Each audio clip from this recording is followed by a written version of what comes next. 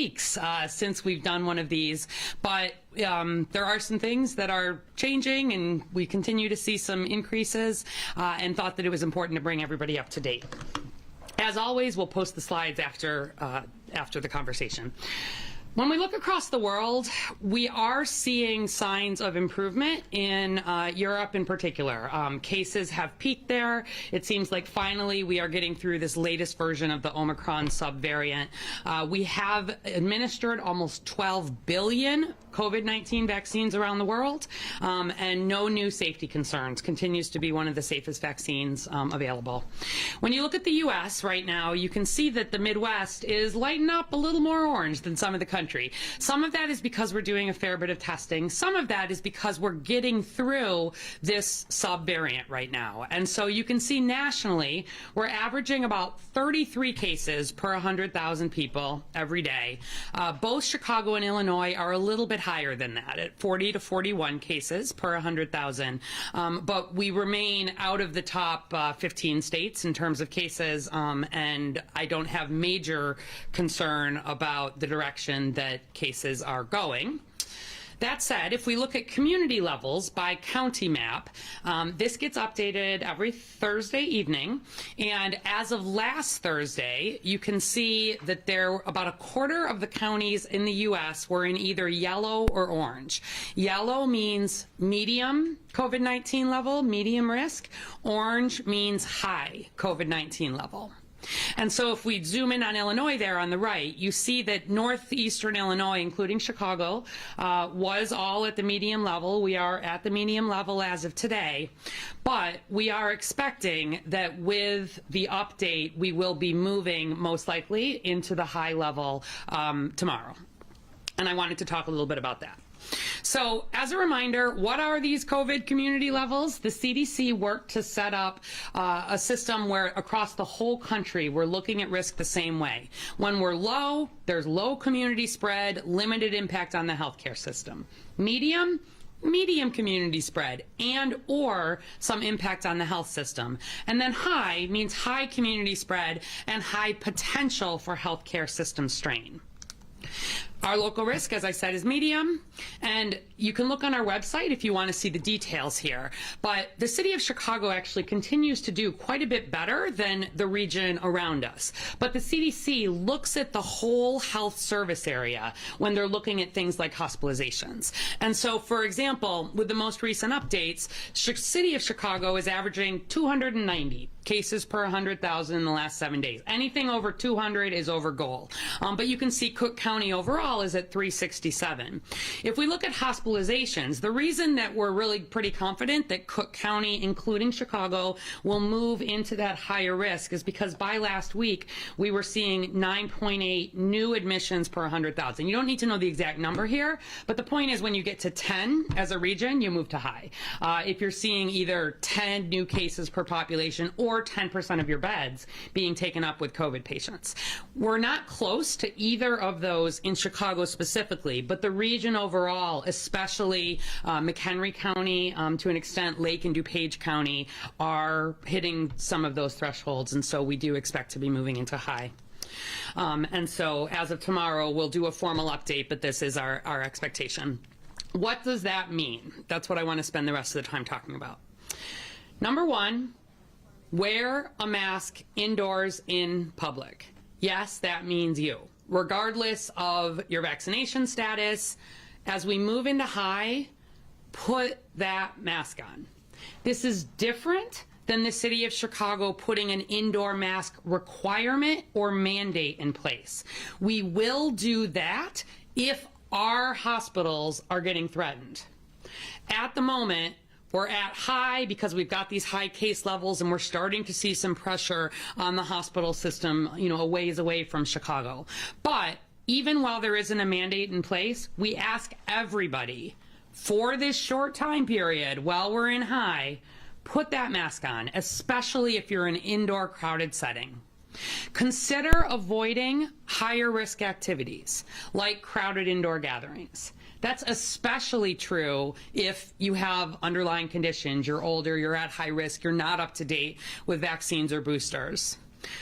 Limit gatherings to small numbers where you can. We know that that's not always possible, and different people will make some different decisions here. We are not putting any restrictions in place around the sizes of gathering. There are no new requirements, but these are the recommendations as we move into high. Get up to date with those COVID-19 vaccines, especially the booster, and I'm going to talk about that. Test right away if you have symptoms. If you think you have a cold, if you think you have allergies, there is a good chance right now with how much COVID is around that it could be COVID.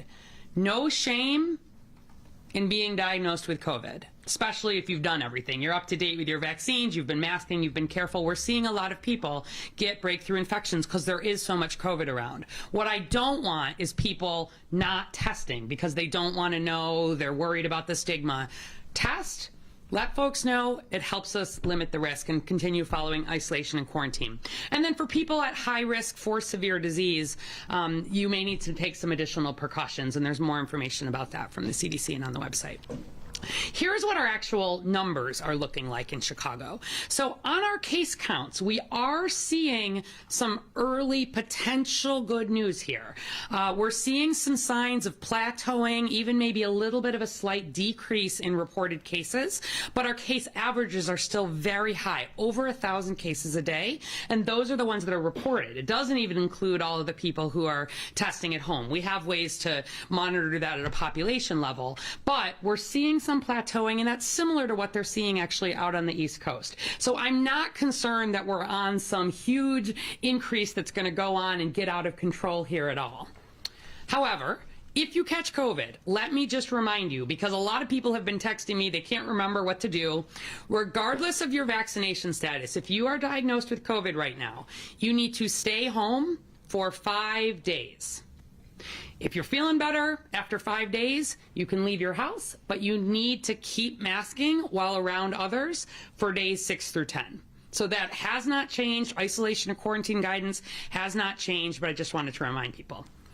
Now let's talk a little bit about hospitalizations, because this is what we're really keeping a close eye on at the health department as we move into high to sort of make these decisions. Would we need to put some additional restrictions in place? So our hospitalizations have gone up a little bit. We're averaging about 28 Chicagoans being newly hospitalized with COVID every day. However, 28 a day compares to more than 300 a day getting newly hospitalized back at the peak. So about 10% of where we were at the worst, and we're watching it closely.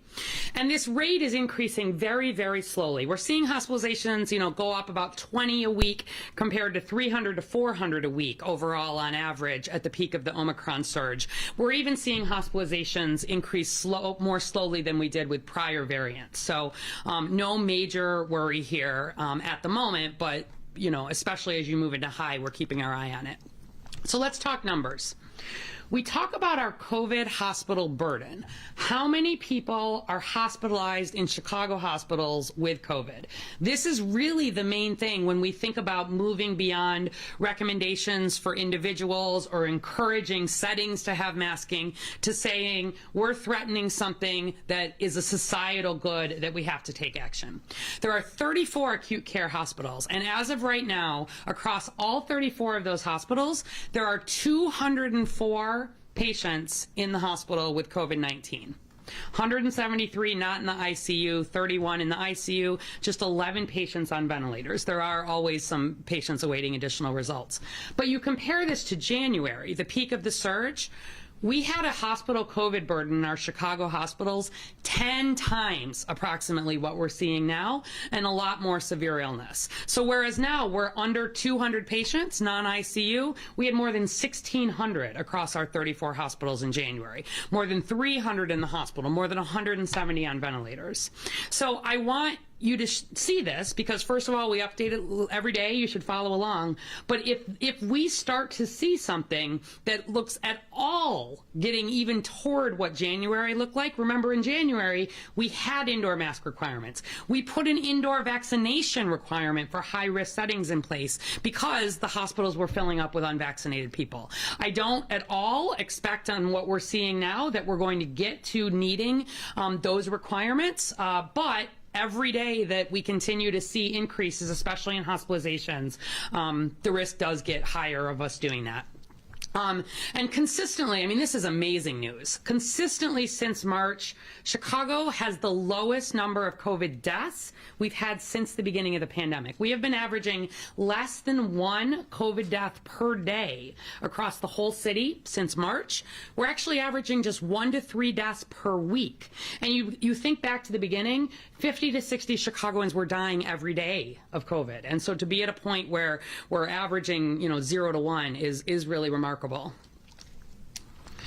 So let's talk boosters for a minute, because I really, really want to emphasize as we move into this higher risk state that we need Chicagoans to come up to date with boosters. Only 42% of Chicagoans who are eligible have had a booster shot. So if you got vaccinated for COVID-19 in 2021 or 2020, but you haven't gotten a booster yet, meaning you've only had 2 shots, it is time. You are technically overdue.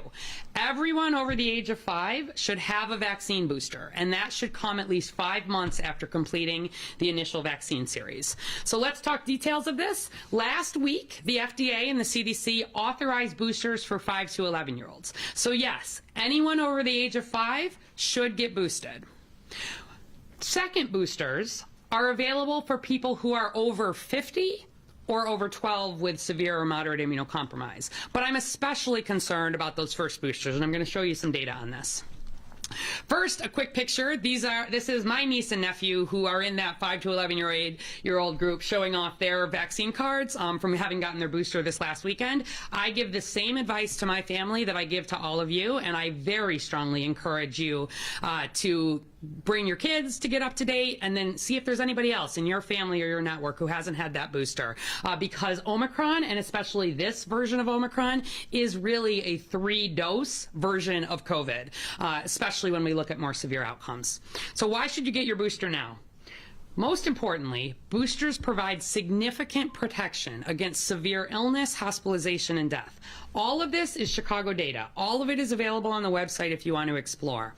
But in each of these, the red line is showing you what happened with COVID hospitalizations in unvaccinated Chicagoans versus in light blue or in the middle, fully vaccinated, and then in dark blue, boosted Chicagoans.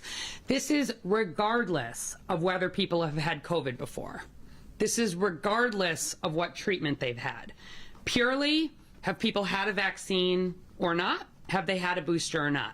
So you can see at the peak of our last surge, people were 30 times as likely to die, for example, of COVID-19 in Chicago if they were unvaccinated versus being boosted. This was hospitalizations, this is deaths, but the pattern is the same.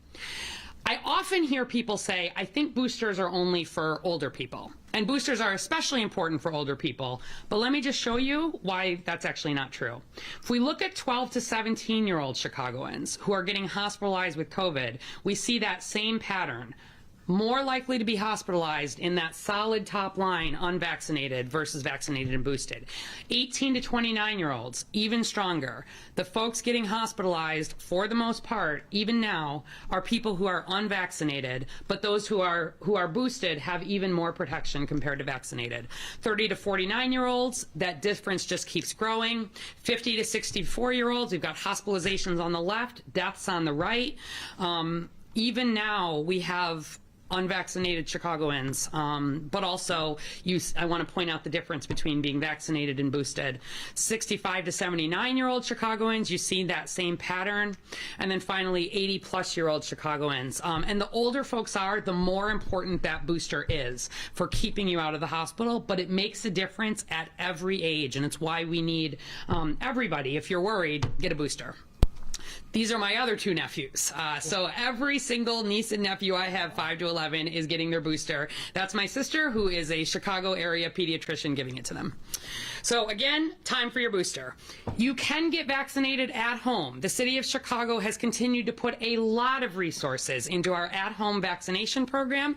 You can get a first booster. You can get a second booster. We'll come and vaccinate or boost the whole family, available to anybody age 5 and up, Pfizer doses. And we've got appointments on weekends. We've got appointments in the evening. Give us a call.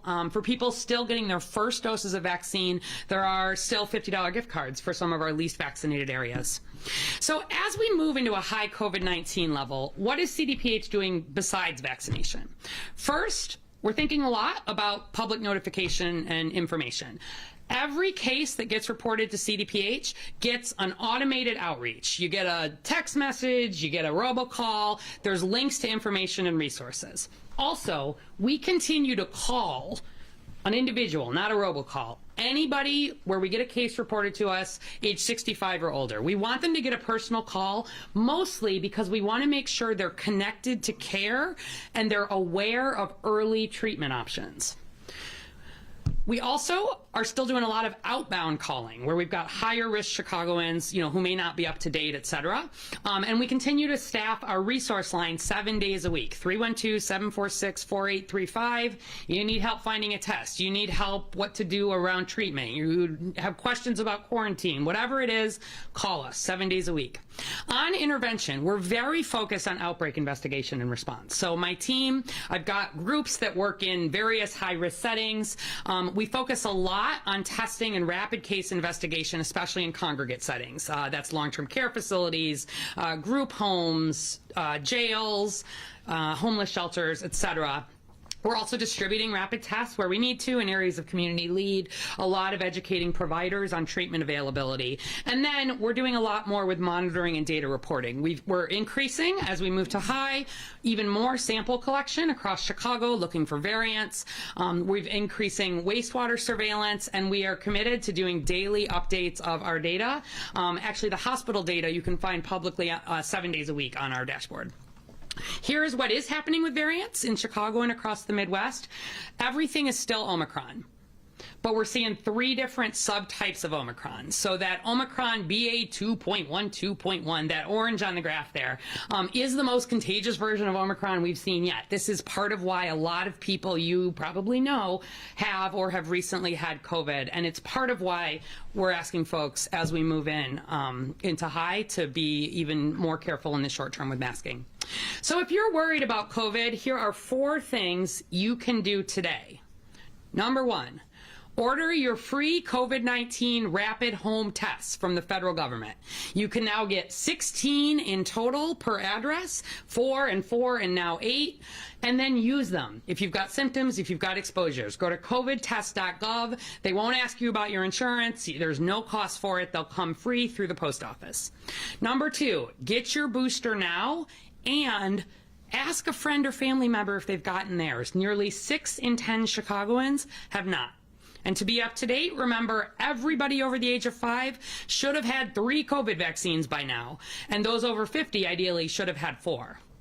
Put a mask, and a K95 is the best protection, in your bag, so you have it readily available for indoor wear. And remember, you can spread COVID for 2 days before symptoms start. That's what's been so challenging about this from the beginning. So especially while Chicago's risk is high, universal indoor masking helps protect your fellow Chicagoans. And then finally, if you're at higher risk for severe outcomes or you're worried about COVID, please talk to your doctor and make a treatment plan now in case you get COVID. You can ask, does your doctor prescribe Paxlovid? That's the oral medication that shows an 80% decrease in helping keep you out of the hospital if you're higher risk.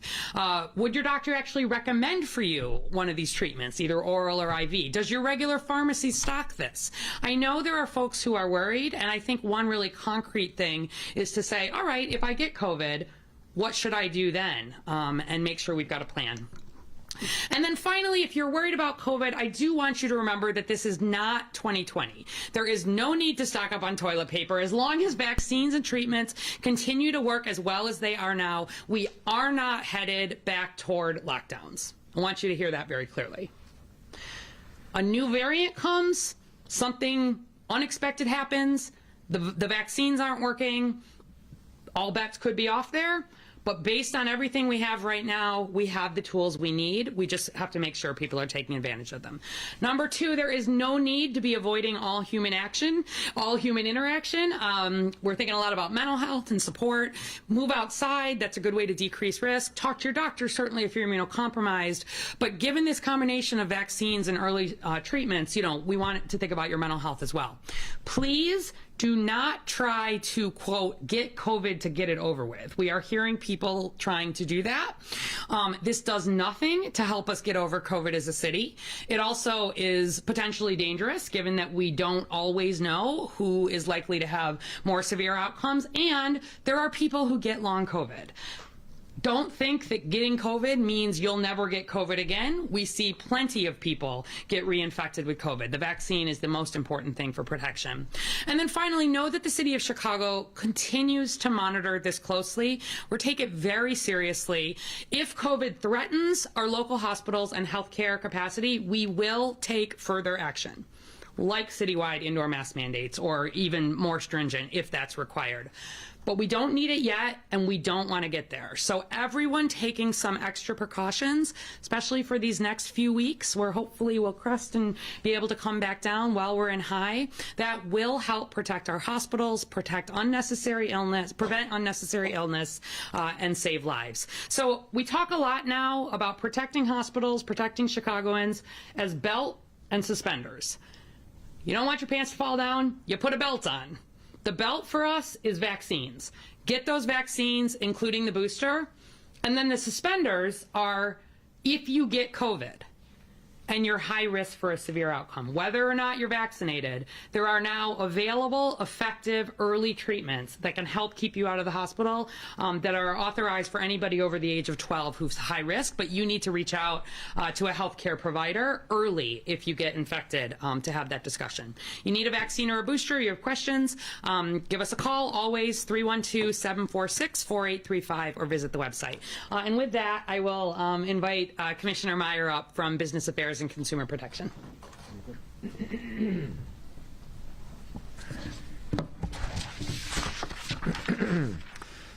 Thank you, Dr. Arwady. It's always very informative. I appreciate that. Good morning. My name is Ken Meyer, and I'm the Commissioner for the Chicago Department of Business Affairs and Consumer Protection.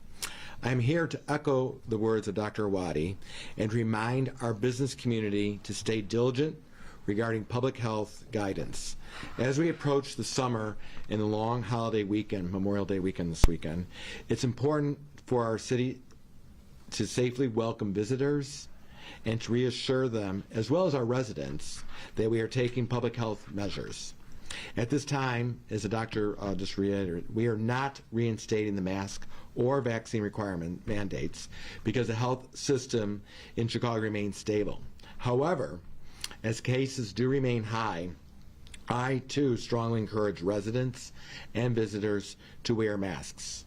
I ask for Chicagoans to please be kind and considerate to your fellow Chicagoans and visitors if they choose to wear a face mask.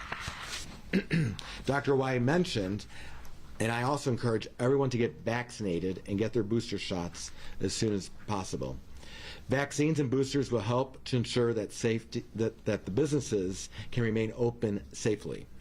I know our business community is dedicated to prioritizing health for their workers and especially also for their patrons. Businesses seeking more information should visit chicago.gov/COVID, where mask signage is available to download. Mask signage remains optional, but is strongly encouraged. Also, BACP and CDPH, Business Affairs, Consumer Protection, and Public Health today will be hosting a COVID-19 updates webinar today at 2 p.m. And I encourage you to visit and register at chicago.gov/business education. And I'll repeat that. It's chicago.gov/business education. And that webinar will be today at 2 p.m. Again, I want to thank Chicago's businesses for protecting their patrons and employees to keep our Chicagoans safe. And now I'll pass the podium on to Dr. Luna. Thank you.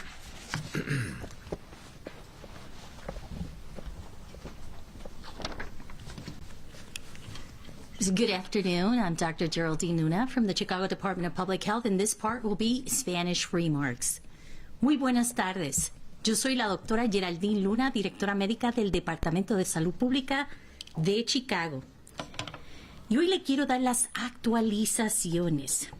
Si bien los resultados graves de COVID-19, como hospitalizaciones y muertes, continúan en los niveles mínimos en toda la historia de la pandemia, es probable que el condado de Cook, que incluye a Chicago, pase al índice alto del nivel comunitario de COVID-19 tan pronto como mañana, según la definición del Centro de Control y Prevención de Enfermedades, o CDC. Sin embargo, incluso si esto sucede a nivel regional, la ciudad de Chicago no restablecerá de inmediato el mandato de uso de mascarillas en interiores porque el impacto por hospitalizaciones de COVID-19 en Chicago sigue siendo relativamente bajo. Recuerden que las nuevas métricas del CDC ahora reflejan los datos de hospitalización del condado de Cook a nivel regional por el área de servicio de salud definida por el gobierno federal, que incluyen los condados de Cook, DuPage, Lake y McHenry. Los recuentos de los casos son altos en Chicago, como lo son en todas las otras partes del país. Pero los entornos hospitalarios y de atención médica de nuestra ciudad están lejos de ser abrumados. Y esto es una noticia muy excitante dentro de todos los protocolos de cuidado que debemos tener. En gran parte porque muchos residentes están vacunados y hay tratamientos tempranos disponibles para el COVID-19. Sin embargo, seguimos preocupados ya que nuestra región está cerca de alcanzar ese nivel alto. Insto a las personas que no están vacunadas o reforzadas que ahora es el momento de hacerlo. El CDC ahora dice que las siguientes personas deben recibir un segundo refuerzo de la tecnología del ARN mensajero 4 meses después de su primera dosis de refuerzo. Y estamos hablando de personas de 12 años o más que tengan moderada o severa, o que estén severamente inmunocomprometidos, o personas mayores de 50 años.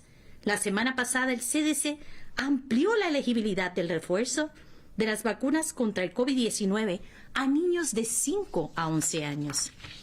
Esto significa que todas las personas de 5 años o más deben recibir un refuerzo de la vacuna al menos 5 meses después de haber completado su serie inicial.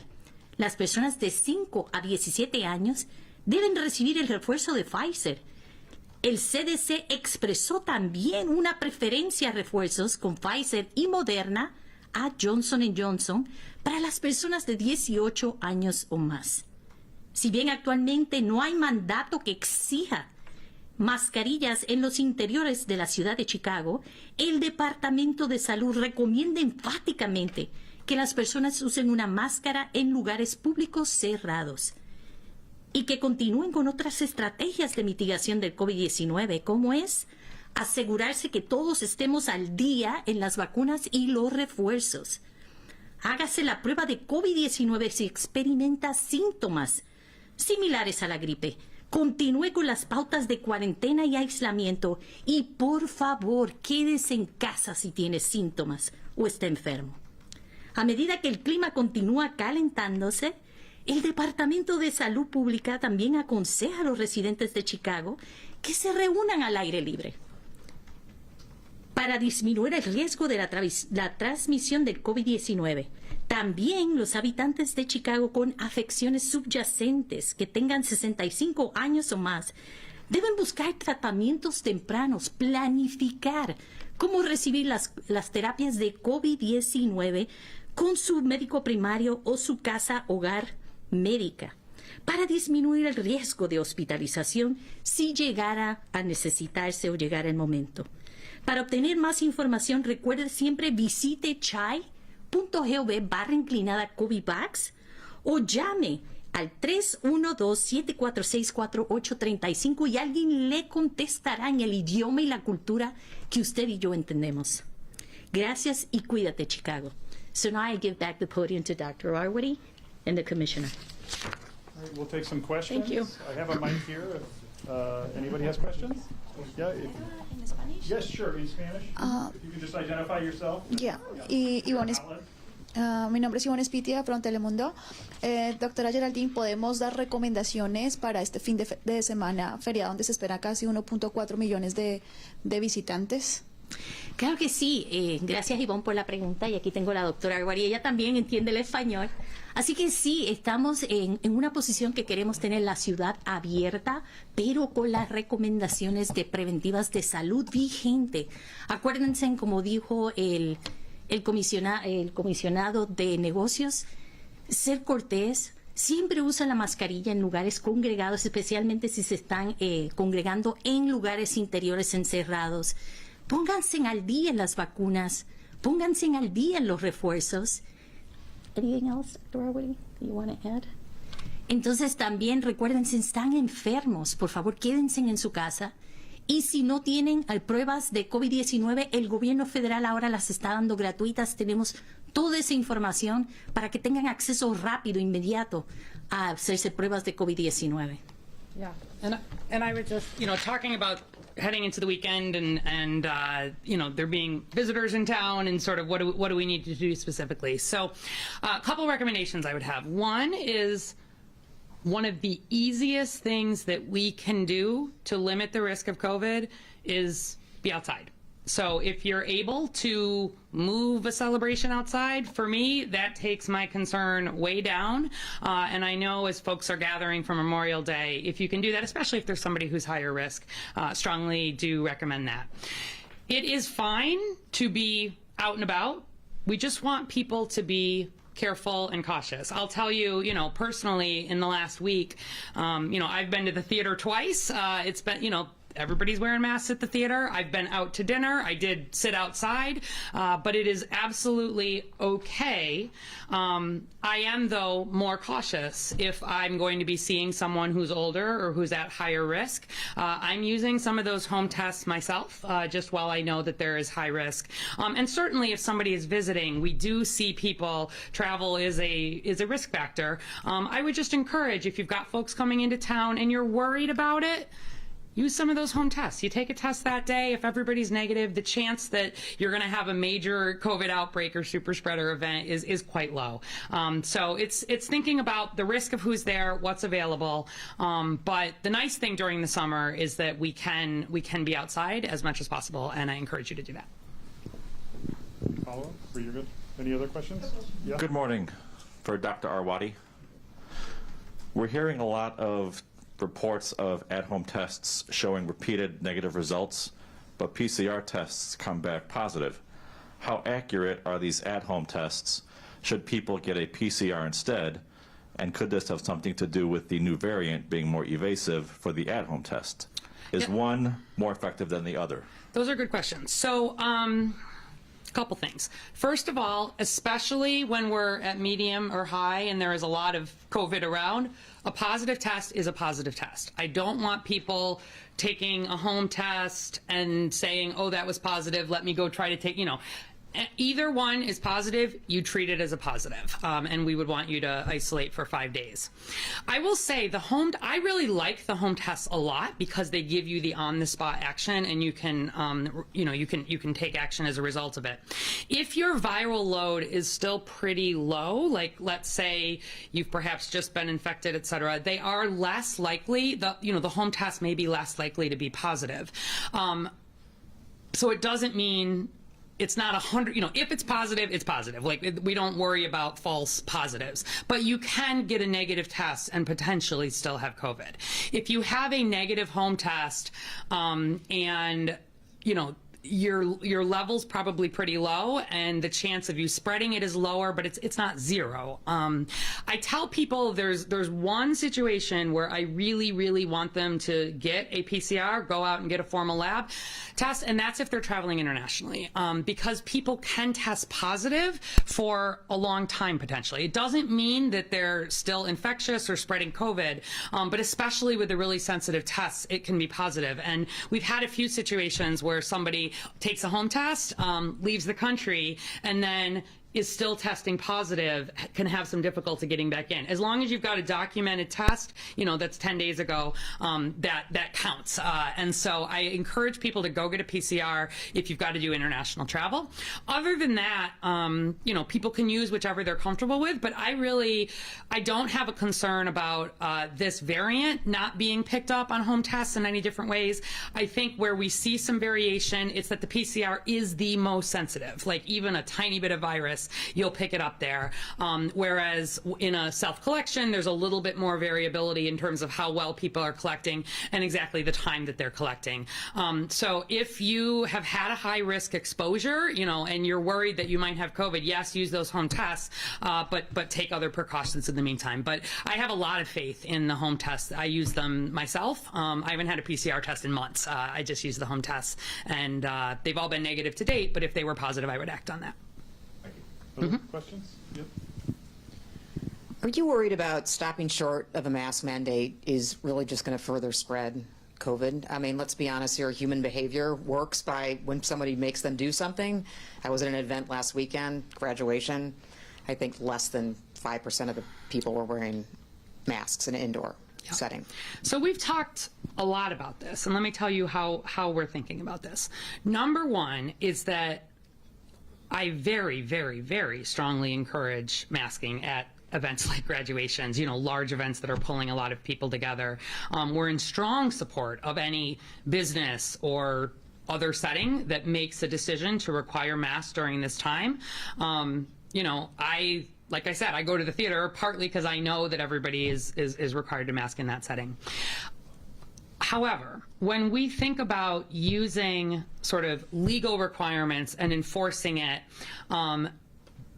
to my mind, we do that when there is need to do that because you're threatening something sort of at the societal level. And so for me, if you think back to January when we did have the mask mandate and we put that vaccine requirement in place, that was about sort of protecting hospitals, because we can't be in a space where if you have a heart attack, the hospital can't take care of you. And we really were seeing that level of stress on the hospitals, in the year 2022.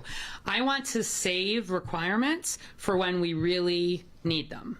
I'm not hesitant to use them if we need them, but I also am, I know that there are a lot of people who are sort of wishing that COVID is over, and it's not. And I am concerned that we could get a new variant, for example, that is really infectious, and we're seeing totally different viral dynamics starting to, and we would have to potentially do this. Nothing that I'm seeing in the current Omicron surge suggests that we're going to see anything that's out of control in terms of infections. If anything, we're already seeing some plateauing. But I think the main thing is trying to maintain trust in the public, know that when we are putting requirements in place, it's because we really need it at that time. And we're not going to eradicate COVID, and I want to make sure that mandates go in at a time that there's a major societal need for it. I know you're a doctor, not a politician, but there are many people out there that say that mask mandates are never going to come back because this is an election year. So I can tell you that here in Chicago, if our healthcare system is threatened, I would not hesitate to put a mask requirement back in place. This is a big conversation across the country. That may not be true in all parts of the country, but it's true here in Chicago. I really feel very strongly that if you're seeing, the last thing we want is COVID to get out of control again, right? When we're having an average of 0 deaths from COVID a day, we don't need to turn our lives upside down. We don't need to be putting, the requirements for all in place. But, I can tell you certainly from my standpoint, I would be putting extremely strong, recommendations and having those conversations. And I know, based on the decisions that we've made to date here, that if there were a need to do this, we would do some of it. We wouldn't want to do it, but we would do it. Aaron? I've got a lot. Hope you brought a lunch. First off, with COVID, why is there more spread right now in the Midwest and the Northeast? Is there some kind of context between regional case rates and vaccination rates compared to the South? There's more of it's more about what's happening with variants, actually. So if you look nationally, the thing that's been challenging, Omicron already so much more infectious, so much more contagious, and we've seen now 2 subvariants come through and overtake even the early version of Omicron. And if you look at what's happening nationally, you sort of see these surges come as the new, more infectious variants become predominant. And so the newest, most infectious one just became predominant across the U.S. But if you look at the East Coast, you look at the Midwest, there's even more of that more infectious variant. The other thing, though, is, and the reason why CDC uses both case rates and hospitalization rates and how the full hospitalization is, which I think makes sense, is because case rates are highly impacted by how much testing is happening. And we know this has been formal testing, we know that there are parts of the country that are doing very little formal testing for COVID. And when you see that, you know that it's not that there isn't COVID, you're probably not just detecting it in a formal way. So the reason to pair that case count numbers with what's happening in hospitalizations is everybody gets tested across the whole country and always has around hospitalizations, and it becomes a way to sort of follow and monitor. I'm just wondering what you think, and you may have done this because I was taking notes earlier, the role of people who've already recovered from Omicron have to play in this. I got it at the beginning of the month, and I am wearing the mask in public because I think it's important to show it for people on transit and that kind of thing too. But I'm not infectious, and I know people who've gotten it several times at this point, and the last thing they want to do is wear a mask because they're over it and they think they're immune, and they may well be immune to this kind of thing too. But there is fatigue, especially among people who had it and they've gotten all 3 shots and blah blah blah. What would you say to them, and what is the scientific reality? Sure. So there is fatigue, and this is a little bit of where, again, when we put a requirement in, we're doing it because there's a major public health need right now to do it. What I would say about folks who have recovered from Omicron, first of all, if you recovered from COVID and it was not in the year 2022, it doesn't count. Like we are seeing very little ongoing protection from people who were infected with the original Omicron, with Alpha, Beta, Delta, et cetera. Lots of people who had prior infections are getting reinfected with Omicron. So just to be really clear about that. For people who have been infected since January or so, a little bit in December, but primarily January and forward, almost certainly you had Omicron, and you are more protected than somebody who has not had Omicron, but it isn't 100%. And one of the concerns has been, as we've continued to see these subvariants of Omicron emerge, there are some that we haven't seen here, particularly BA4, BA5, in Europe, where they are starting to see a little bit more of kind of the reinfection, even from kind of an earlier version of Omicron to now. So I worry a lot less about somebody who has recently had Omicron, but remember, we've never seen protection last more than about 3 months or so, kind of after an initial infection, really.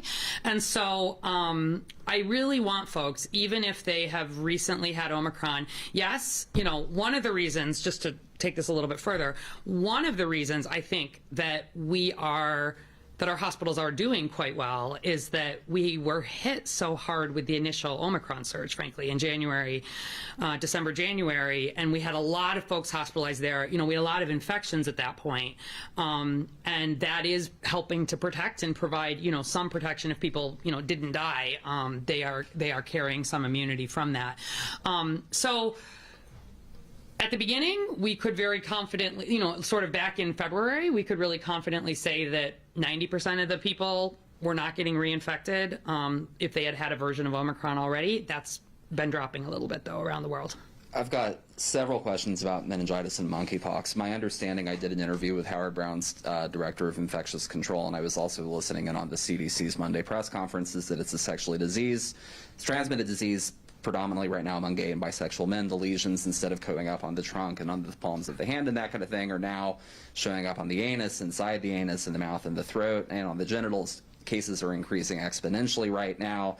The incubation period's 2 weeks, and there's going to be thousands of more cases identified because the incubation period is so long. I'm wondering if the city is building up public health resources and education about this outbreak, given likelihood of community spread in the city, and I'm wondering what people need to know to keep themselves safe right now. Okay, so couple things. Thank you for raising that. I want to just make sure folks are clear on what we're talking about, because not everybody's necessarily been following. So there's been some attention on a virus that is known colloquially as monkeypox. It does not come from monkeys. That's just what it was initially detected in. And it's a virus that is not related to the COVID virus. It's in a completely different family. One of the reasons why there's attention to it is it's in the same family that the smallpox virus. We don't have smallpox anymore. We eradicate it, but it's in that family. And usually in a normal year, we will see a few cases, mostly in Western Africa, that are related to animals. There are animals that can carry it, and we'll see a few dozen cases that people can get infected just from being in contact with animals. The reason there's been more attention is that at this point there's been somewhere between 100 and 200 cases that have been identified that are not connected to the typical way that we see monkeypox turn up. Typically, again, we've had just for context, one prior monkeypox outbreak here in the U.S. It was here in Illinois. It was linked to prairie dogs, and there were imported animals, and there was some exposure. That was back in 2003. People got better. It's pretty uncommon, but we do see it from time to time. What we've seen, and the reason there's been just some interest, is that more than 100 cases in a number of different countries, in Europe, in the US, some in Asia as well, and it's not tied to animal exposure or to travel to West Africa, and notably, as you said, we've seen more of these cases in gay, bisexual, and men who have sex with men. But to be clear, we have also seen cases in others. Right. So it is not just in that population. I will just show you real quick. This is what the rash can look like. It is rare. I want to emphasize that. So I would push back a little bit on we're for sure going to see thousands of cases. We don't know. The reason that we're watching it closely is because it's just showing up a little bit differently. And we want to make sure we understand it. So it's rare, but it is potentially serious. It spreads through contact with body fluid. So kissing, for example, or through contact with sores. And there is certainly some speculation that through contact with sores, people who are sexually active could be spreading it in that way. We are very closely monitoring that. There have not been cases that reported at this point in Chicago or Illinois. I wouldn't be surprised if we potentially see some. That's different than this is a major problem at this point. We have been in a lot of conversation with our providers around town, and especially providers that do primary care or work in sexually transmitted infections. We've gotten calls, which is what we want, from clinicians if they're seeing even a potential case. If you develop symptoms, especially an unusual rash, usually there's a fever too, go to your doctor. That's what we want you to do. I would hope that is what you would always do if you are developing an unusual rash. And then your doctor has the ability to take a little swab off one of the rashes, and we can test for it. We are doing additional communication. We've been in touch with lots of folks. Of course, we're heading into Pride Month of June, but I want people to hear that this is not all in the population of men who have sex with men, and we're still learning a lot about it. I mean, the reason I'm particularly interested is that you touched upon it right now. I mean, the Associated Press reported that 4 outbreaks in Europe were traced to raves, bathhouses, and gay sex parties. We're about to have a huge event this weekend that's a conference, International Mr. Leather.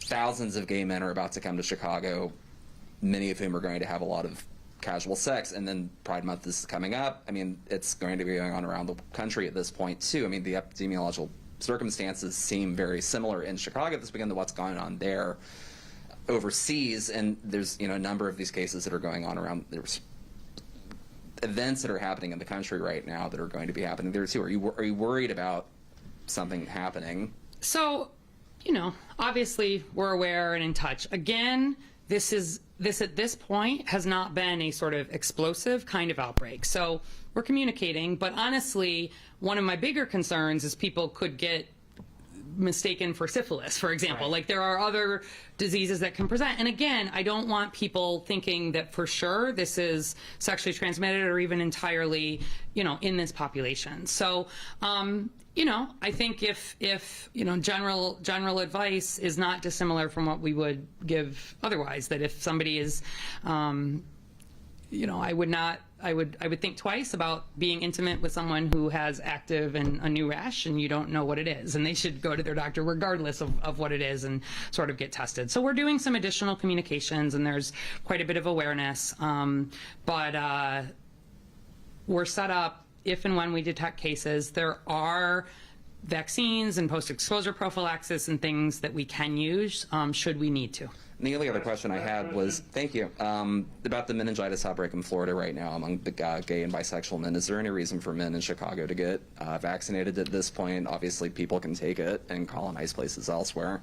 Yeah, so, I always encourage everybody to be up to date with all vaccines, including meningitis vaccines, if you're being recommended for your doctor. We have a good surveillance system in place for meningitis. We're used to responding to it, and I don't have a high level of concern at all at this point, but always, if people are reading something in the news and they're worried about it, know what the symptoms are. If you have those symptoms, please go see a doctor, go see a healthcare provider, and they can help figure out whether that's something to be concerned about or not, and if it is, we can do the testing, we can handle it. Thank you. There's one more. I just had one more back to COVID. Is it sound? I don't even know it's on. The booster rate has remained below 50% for a long time. Yep. So what does this say? And is there a concern that eventually, as these vaccines start to wane, the original two, that we're going to see another surge in the fall? So two things on this. One, you noticed I spent quite a lot of time talking about boosters today and sort of showing Chicago data for different age groups.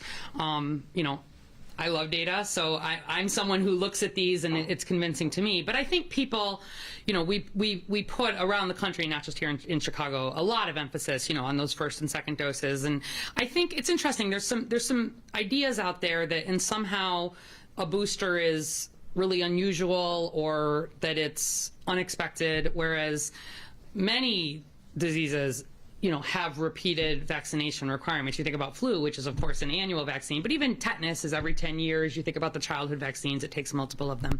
So it's not a surprise to me, but I think people have felt like they haven't needed it. And at an individual level, especially if you're young, it's true that you are less likely than an older person to get a severe illness, but getting boosted, even if you're young, cuts that risk even further. And we don't see there's really no negative or downside to it. I think one of the reasons we're really talking about it now is because we're at high risk, or we will be, or we expect to be.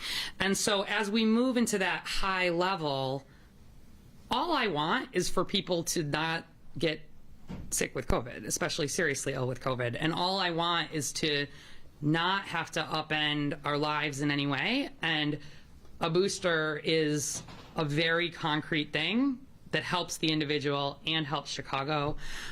So we've been, it's one of the reasons we're lifting it up again. I think there was, frankly, a fair bit of confusion around boosters because the timing was changing, right? If you remember, it was 6 months later and 5 months and 4 months and 2 months, which is why I tried to simplify it today, that unless you started getting vaccinated in 2022, you're due for a third dose. And look at your card. If you haven't had a third dose, you're 5 or over, you should have had it. And so I think there was also just some little bit of confusion there. There's been the second booster conversation, and I really wanted to make it clear that this is one of the main things that you can do. Related to what's coming, I don't know for sure what's coming. We've not seen what we've seen in Omicron before, these like sub-variants of the same dominant strain continuing to emerge. Will we see another sub-variant of that emerge, or will we see something completely unrelated, or very unrelated, which is what we've often seen before?